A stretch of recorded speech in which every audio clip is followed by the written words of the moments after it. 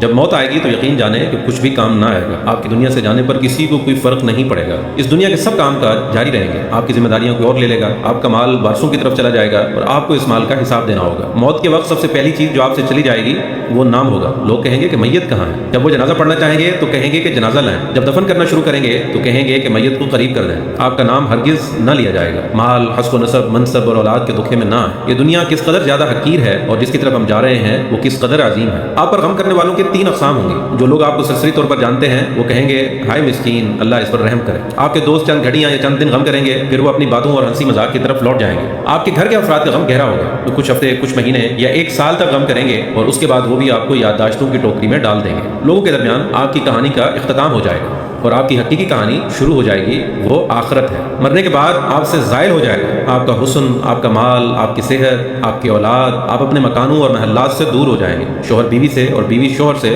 جدا ہو جائے گی. آپ کے ساتھ صرف آپ کا عمل باقی رہ جائے گا. یہاں یہ سوال پیدا ہوتا ہے کہ آپ نے اپنی قبر اور آخرت کے لیے بھی ابھی سے کوئی تیاری کی ہے؟ یہ وہ حقیقت ہے جو غور و فکر کی محتاج ہے، اس لیے آپ اس کی طرف توجہ کریں. فرائض، نوافل، پوشیدہ صدقہ، نیک اعمال، تہجد کی نماز اور اچھے اخلاق کی طرف توجہ کریں، شاید کہ اس سے نجات ہو جائے. مرنے والے کو اگر اس دنیا میں واپس لوٹایا جائے تو وہ صدقہ کرنے کو ترجیح دے گا، جیسا کہ اللہ تعالیٰ کا فرمان ہے رب لولا اخرتنی الی اجل قریب فاصدق. اے میرے رب، تو نے مجھے قریب مدت تک مہلت کیوں نہ دی کہ میں صدقہ کرتا. وہ یہ نہیں کہے گا کہ میں نماز ادا کر لوں یا میں روزہ رکھ لوں یا میں حج اور عمرہ کر لوں. علماء کہتے ہیں کہ میت صرف صدقے کا ذکر اس لیے کرتی ہے کیونکہ وہ اپنی موت کے بعد اس کے عظیم اثرات دیکھتی ہے، لہٰذا زیادہ سے زیادہ صدقات و خیرات کرے.